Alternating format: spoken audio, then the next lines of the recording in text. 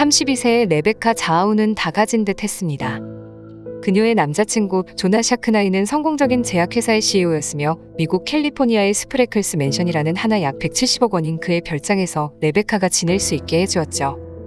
그러나 남 부러울 것 없어 보였던 레베카는 남자친구의 가족들 사이에서 미움을 받고 있었습니다.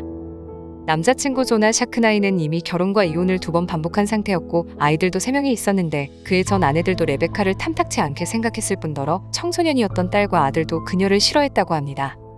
집에서 유일하게 그녀를 좋아해줬던 인물은 조나의 막내 아들인 5살 맥스였습니다.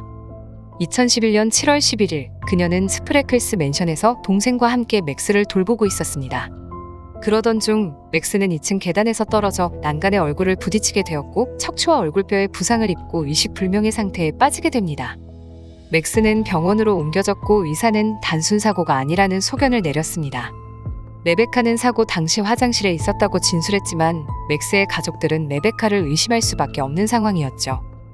그러던 중 레베카는 다음 날 동생을 공항에 내려주고 형의 가족과 묻기 위해 공항에 도착한 조나 샤크나이의 동생 아담 샤크나이를 집으로 데려옵니다.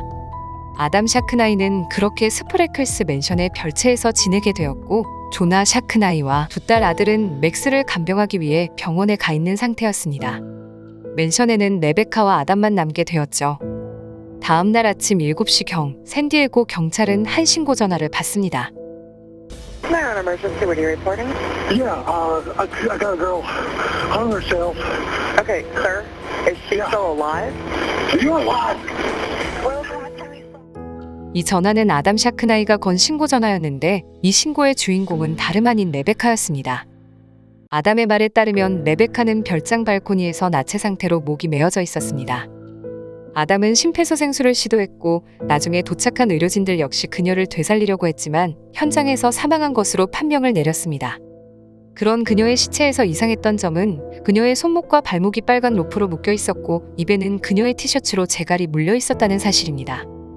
그런 점으로 보았을 때엔 당연히 그녀의 죽음이 타살로 보였지만 샌디에고 경찰은 그녀의 몸에 DNA 흔적이 남아있지 않다는 이유와 맥스의 사고 이후에 의심을 받아 동기가 있다는 이유로 자살로 판단했습니다.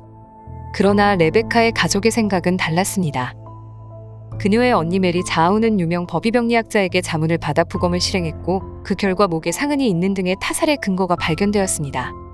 또한 가족들은 앞서 말했던 손발목이 묶여 있었다는 점에 의심을 표했습니다. 그러나 샌디에고 경찰은 팔다리가 묶인 상태로 자살을 한 사건이 꽤 있었다며 입장을 바꾸지 않았죠. 그리고 현장에서 가장 이상했던 부분은 그녀가 사망해 있었던 발코니로 이어지는 문에는 이런 메시지가 적혀 있었다는 점입니다. 그녀는 그를 구했는데 너는 그녀를 구할 수 있을까? 그러나 수사관들은 레베카가 취미로 미술을 즐겼다는 점을 근거로 그녀가 죽기 전 마지막 작품을 남긴 것이라고 주장했습니다. 하지만 가족들은 이 메시지가 레베카의 손글씨와 다르다고 반박했죠. 또 한 가지 자아우 가족이 의구심을 표했던 점은 레베카의 핸드폰 기록이었습니다.